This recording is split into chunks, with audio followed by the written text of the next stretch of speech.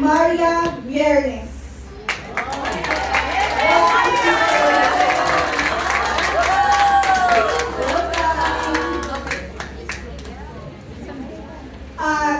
Meron din po, hindi lang po meron din po tayong online service mamayang gabi, 9:30 service, at 9 o'clock p.m.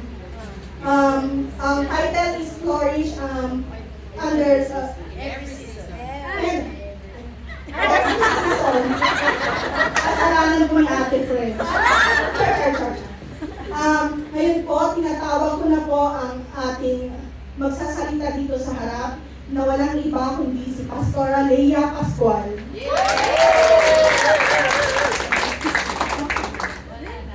Ako na pala agad, akala ko meron pa. Praise the Lord.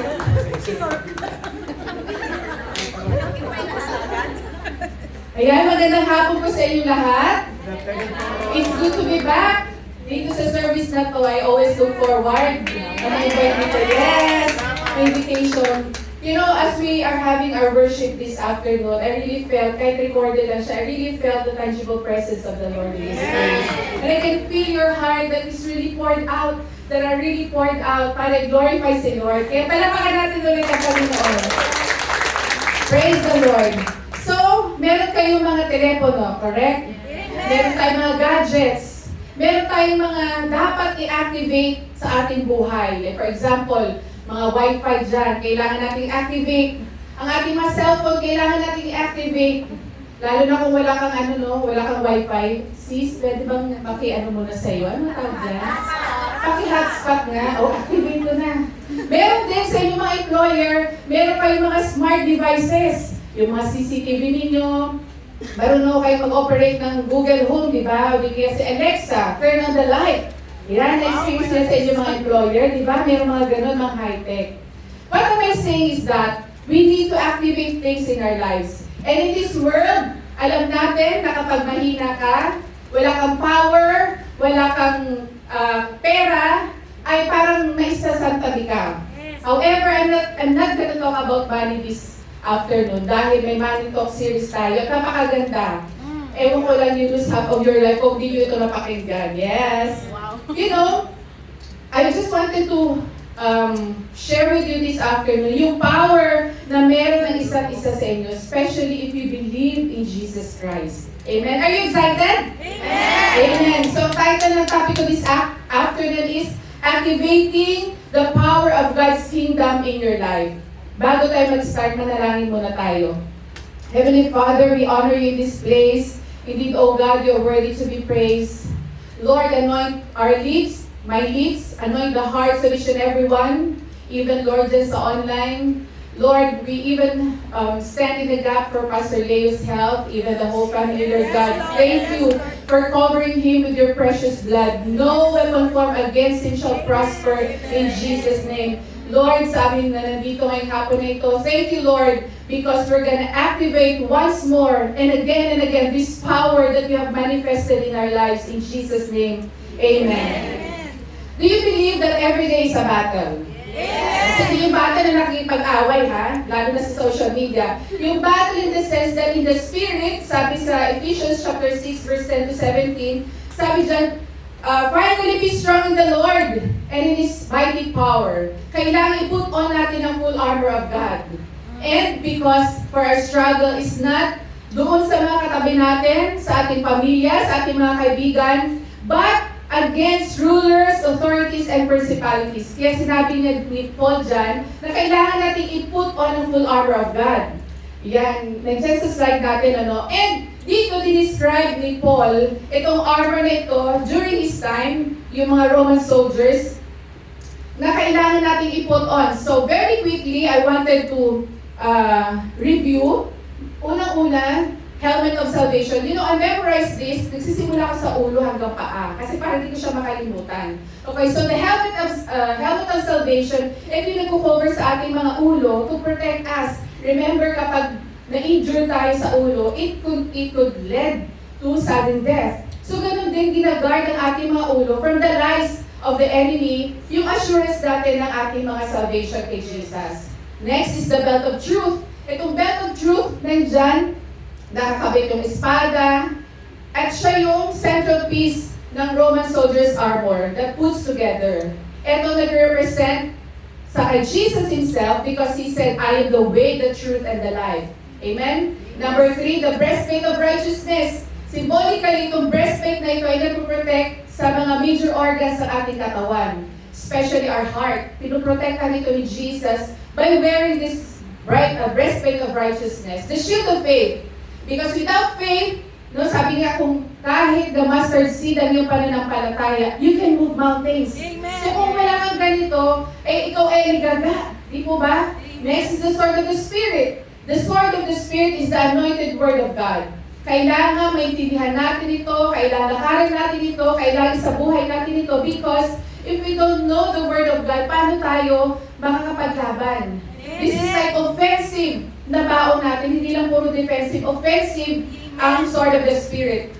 The sandals or the shoes of the preparation of the gospel. Of course, kapag meron tayong sinusuot sa ating mga paa, kahit saan tayo mapunta, pwede. Hindi pwede masaktan ang ating mga paa. That's why we need to wear this because every day we need to share the gospel of God. Amen. Amen?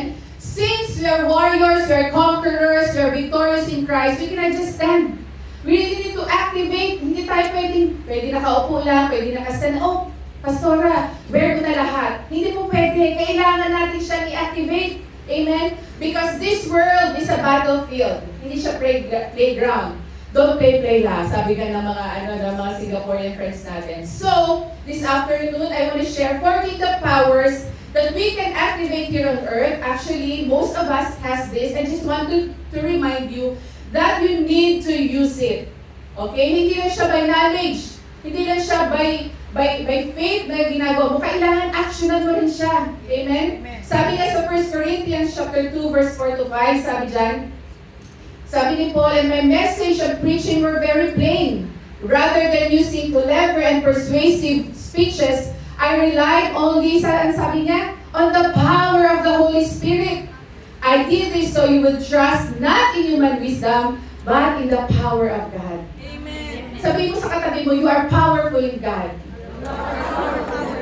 So, pinadala ng Diyos ang kanyang bugtong na anak para hindi tayo para lang ma-experience yung agony niya dun sa cross, but at the same time, kailangan ma-break ang mga blindness, ang kawalan ng kaalaman, yung weakness, tsaka yung flesh natin. God, at the same time, saved us, but He also gave us this power. Are you excited to know about this? So, we will continue. Because God's power that is inside of you is greater than the power of the enemy. Yes, kailangan lakarin natin yun. Kailangan isabuhay natin that you are powerful. Amen? Hindi yung ikaw ang Kristiyanong lulugo-lugo. Hindi yung ikaw ang Kristiyano na naglulumasay kapag may problema. Amen. Hindi yung ikaw Kristiyano na minessage lang sa Facebook na kailangan magpadala, umiiyak na Lord, saan ako kuha ng pera? Nakarelate kayo dyan, di ba? Hindi yung ikaw na Kristiyano na kapag inaway ng asawa, hindi ka na magsisimba. Di ba? Kapag nagpasaway mo yung mga anak, ayaw mo na rin magsimba nung tayo ko na magsimba. Hindi ganun. We should have the power and authority over our lives. Amen? So sabi dito, sa number 1, the kingdom power is great in ability, or koa in Hebrew. Sabi sa Deuteronomy 8 verse 18, but you must remember the Lord your God, for it is He who give you the ability to get wealth. Sino nagbigay sa atin ng ability? Si God. Yes, so that He may establish His covenant which He swore to your fathers as it is today. Koa in Hebrew, ibig sabihin, ito yung capacity mo, yung ability mo na mag-produce ng wealth. Tapos sabihin niyo sa akin, Pastora, wealth ba yan? Parang wala ko yan. Hindi totoo yan. Because sometimes, ini-equate natin ang wealth natin into the monetary. Nakala natin maraming laman ang bangko natin. Minsan nga, bangko di peligro na ba kayo? Meron na kayong mga sahod. Yeah? So it's not about that. It is about yung ability na meron ang Diyos na binigay sa inyong mga kamay whereby you can work. Diba? And that's your ability. The ability of the Lord na kahit 50 ka na or 60 ka na, malakas ka pa rin. Amen? It's the ability. Yung health na yun ang panlaban natin. Kaya ingatan din natin ang health natin. You know, in Exodus chapter 31 verse 1 to 3, sinabi dyan na si Bezalel ay binigyan ng kakaibang ability at power ni God para mag-perform ng kakaibang mga furnitures para doon sa temple niya. Sabi niya dyan, no? Binigyan niya ng kakayanan. Nandiyan ba sa Exodus 31 verse 1 to 3? Binigyan niya ng kakayanan. So at the same time sa atin, you know, sometimes we devote ourselves na akala natin sa bahay lang tayo nagtatrabaho. Hindi totoo yun. Because we have the ability na mag-create ng kakaibang obra or mga things like sa cake. Paano mo siya shinake na parang swan? Ang pag-fold ng ng mga towels, di ba? Na-impress yung mga employers sa mga simpleng ginagawa ninyo. That's your ability.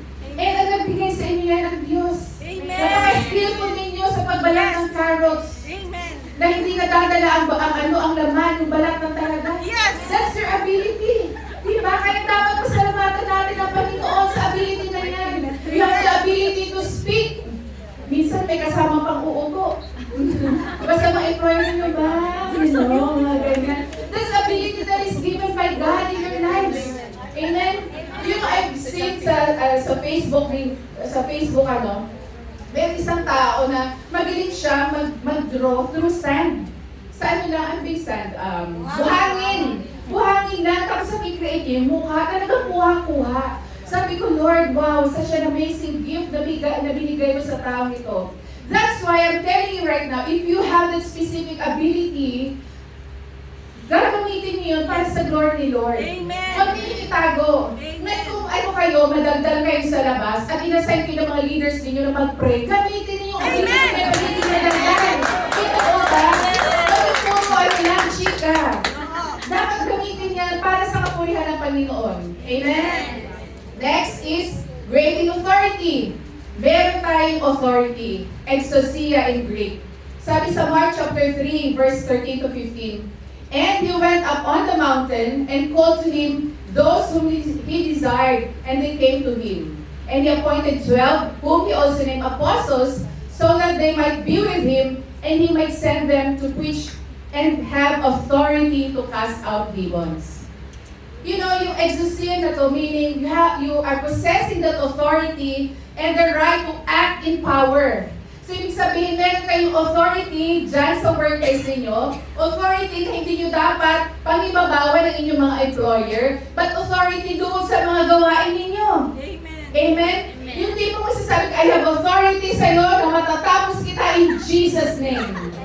Bibigyan ka ni Lord ng authority to speak because He can give you that strength. Only can give you that. Hindi yung nagko-complain ka, ano ba yan? Hindi pa rin tapos ang party, nung pension na, meron pa kaming prayer. Dapat nagsispeak ka ng authority in Jesus' name sa oras na ito, matatapos ko na ito, hugasan ko. Can you do that? Kasi nagko-complain ka because you are the son of God, you are the children of God, so you have the authority to speak sa inyong mga sitwasyon. Amen. Amen? Sa inyong mga anak, may authority kayo na mapag-pray para sa kanila. Hindi yung puro ano na lang, daldal kayo ng daldal, nag kayo ng nag sa inyong mga anak. Ikaw, sinasabi ko na sa iyo, wala ka talaga matatapos sa buhay. Ay, hindi ka na naman nag-aaral. Ganyan na naman ako. Nangutang pa man din ako sa tuition mo. Instead of saying that to your children, dapat meron ka in authority, Lord, na decree and declare na ang aking anak ay magiging matalino, magkaroon ng holy fear sa iyo, Lord, na is authority over my children, na sila ay palalawangin mo kanilang pananampalataya sa iyo. Amen. You have that authority sa mga buhay ninyo, mga kapatid. Don't just put it in the pocket. Ay nako, ito na naman sis, alam mo ba yung anak ko? Alam mo ba yung asawa ko? Alam mo ba yung amo ko? Dapat iba na ang ating mga declaration ngayon. You know what sis, I speak authority sa aking employer. Naku, after 10 years, bumait sa akin. After 10 years ba? But you know, wag natin mamaliitin ang power and authority na meron tayo. Amen? You know, Jesus Christ, sabi niya sa Luke chapter 10, verse 19, Look, I have given you authority over all the power of the enemy, and you can walk among snakes and scorpions and crush them. Nothing will injure you. Okay, I'm not saying na talagang gagawin natin ito na tapak-tapakan sabi, sige nga, kuha tong power of authority na meron ako, tapos nag-ikot ka pa nag-sense, hindi gano'n. Okay? So dapat, nakaready tayo na gamitin itong authority na ito doon sa timing na sinabi ng Holy Spirit sa atin. Amen? You have the influence, you have the authority dyan sa pinagtatrabahuan ninyo, right? You can speak authority dyan sa mga employer ninyo, mga mababait. Yeah? Alam niyo po ba, may sekreto ako para bumait ang inyong mga amo. Alam ko na ginagawa niyo rito. Yes? Gusto ko lang i-share. You know, when I was working sa office namin, nung hindi pa ako nag-work from home, no? Every time na nagbubukas ako ng ng pinto ng aming office, sabi ko, Father, I decree and declare na magiging mabait ang employer ko sa akin. Lord, yung mga doon, yung mga tables, nililay hands ko, Lord, I decree and declare that you will just prosper this company. Lord, I decree and declare, I have authority to speak life dito sa aking mga employers, sa aking mga colleagues. You know, it's really effective. Dati akong front desk assistant na taga-sagot ng telepono, taga-offer ng kape. Ngayon, feeling ko akong boss. Pwede naman, diba? Yes, praise the Lord. Next, dunamis or great in miracles. You know, miracles are mentioned in the New Testament 120 times.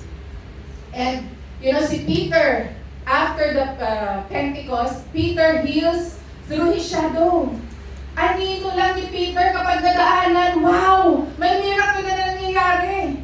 Even Paul, handkerchief niya lang, sabi doon sa ibang translation, apron niya lang, nag-heal ng tao.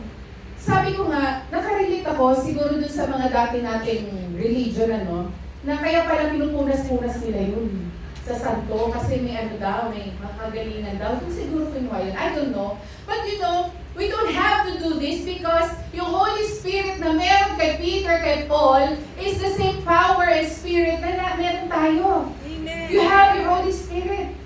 Amen? Amen. Dunamis by implication is miracle itself. You know, in the Old Testament, si Moses performed 20 specific miracles. But I believe more than that na kanya na-perform. Jesus, in the New Testament, He performed specific miracles like 37. But, you know, more than that actually, pinperform niya na miracles kasi kung sabi nga, kapag na-record pa sa Bible, hindi na magkasya. So, in our generation today, you know, hindi na natin kailangan antayin pa ang ating mga pastor, ang ating mga leaders to perform miracles. You yourself can perform miracle. Are you excited to do that? Amen. Of course, because signs and wonders should follow those that are following Jesus. Those who believe in Jesus, you need to perform signs and wonders, miracles. Amen. Amen? Kasi ganito lang yun, simplihan natin. Kapag ang anak mo o yung asawa mo ay hindi nakikita sa'yo na meron ka ng fruit ng Holy Spirit, do you think you can encourage them to go to church? No. Of course not. Eh kung ugali mo ay ano pa rin, sabihin na natin, hindi ka aya-aya. Makakapag-encourage ka ba ng kapitbahay mo? Of course not. But when they saw you na, ay wow, ito pala si Maria dati, yung dating lagi nagdi-disco, yung lagi nasa inuman, abay, ang galing na ngayon mag-pray, o pinag-pray ako, gumaling ang sakit ko! Praise the Lord! Gusto nyo ba mangyari yun? Of course you have that. You can perform miracle and I can see that in your eyes, that when you believe and you keep on asking the Lord for that miracle power in your life, then you can have it. Amen? Next is great in reigning. Kratos. Kratos, ibig sabihin, effective in reigning or pamamahala. You know, pinamahala sa inyo ni Lord, ang meron kayo ngayon na kung saan kayo nagtatrabaho. Kaya natawag sa atin house managers, di ba? Feeling ko rin manager din ako sa kumpanya ko. Nilagay ko doon, operations manager. Kasi sabi ng boss ko, sige, you can put whatever you want. Sinabi ko, operations manager, bakit ba? Manager na naman ako. Ganon din kayo. You have the authority, you know, na para mag-reign dyan sa mga trabaho ninyo. Alam nga naman ang employer nyo pa mag-ayos ng sapatos na nakakalat, di ba? O di, mag-reign kayo dyan, pamahalaan ninyo pag-ayos ng mga hugasin, ng mga plato, ng mga sapatos, at ng toilet. At habang kayo namamahala dyan, papurihan niya Panginoon. Hindi yung nagkukumpika. Ito na naman si Madam. Sinabi ko na dito ilagay yung sapatos, doon pa rin nilalagay. Dapat nagre-rate, yes, in Jesus' name, tatandaan ni Madam na dapat dito nakalagay ang kanyang sapatos. Hindi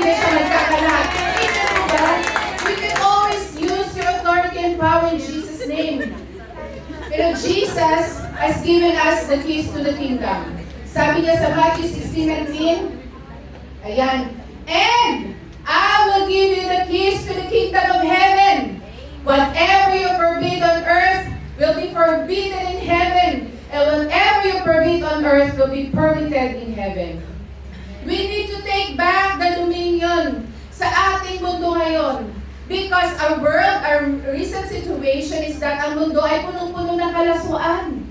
Ang mundo natin ay may identity crisis. Ang mundo natin ay kasamaan, kadiliman, natin ng kalikuhan, kahalayan, masamang influence. But when you have this power and authority of Jesus in your life, you can decree and declare in your community, in your family, na hindi dapat mangyari ito.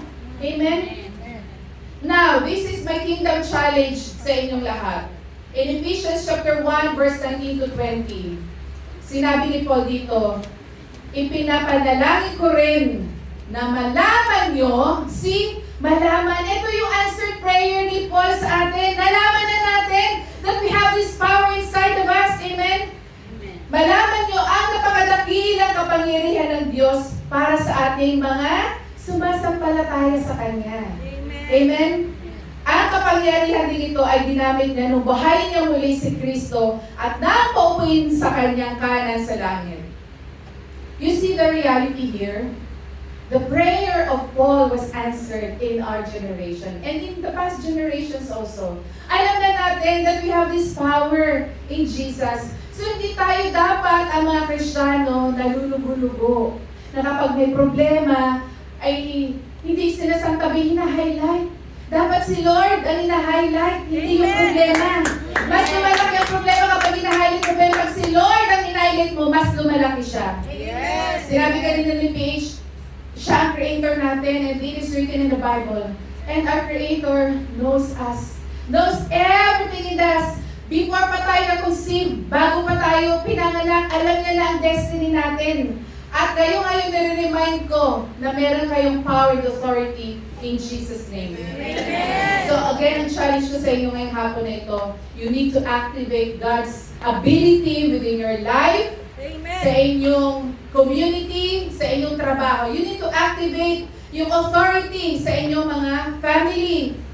Amen? You need to activate yung dunamis or miracle sa inyong mga sitwasyon. Amen. You know, sometimes na ano tayo na intimidate tayo, nakala natin, ano lang ako attendee lang ako, member lang ako. I think I cannot perform miracle. That's not true. As long as you believe in Jesus, you have His Holy Spirit, so you yourself can perform miracle. You don't have to call your pastor, PL, o di ka be blessed. Pwede bang pray mo ako sa sakit ko? Ikaw mismo mag-speak life dyan sa katawan mo. Lord, in Jesus' name, I will speak life dito sa ulo ko in Jesus' name. Pain be removed right now. Amen. Amen? Amen. Medyo pagaling natin ang problema or yung madalahin ng ating mga pastor. Amen po ba? Amen. Simple panalangin, you can perform miracles. Amen? Amen. Activate God's kratos or reigning within our community. Just as I said earlier, let's not just keep this teaching sa ating mga puso. Let's not just keep this na para natutunan natin. But I wanted you to exercise this, to activate this. Because that is the utmost desire ng Heavenly Father sa atin. Amen? And He will release His glory upon our lives through the name of Jesus and by the power of the Holy Spirit sa ating mga buhay. But we can only experience this kingdom power if you are hungry, if you are thirsty, if you humble yourself, if you desire for the Lord, if you have this teachable heart, if you have this obedient heart, if you humble yourself upon the Lord right now. Let us all stand. I wanted to have an altar call together with Paige, and then let us just pray with you. Alam ko that some of you here are thirsty for the miracle, for the power of Jesus in your lives.